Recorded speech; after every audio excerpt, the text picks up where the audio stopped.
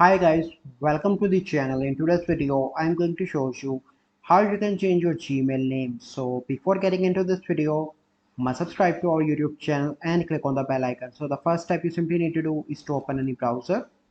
Once you open any browser, you simply need to click on your profile picture in the right top and log in into your account and click on manage your Google account. So once you are here, you simply need to click on personal info and you simply need to scroll, and here you can see a option of name. Click on that option and click on this pencil icon, and here you can easily change your Facebook name, and then you simply need to click on save. So this is the process by which you can change your name on Gmail. So I hope you find this video helpful. If you find this video helpful, must like this video, subscribe to our YouTube channel for future videos. We'll see you in the next video. Thank you, have a good day.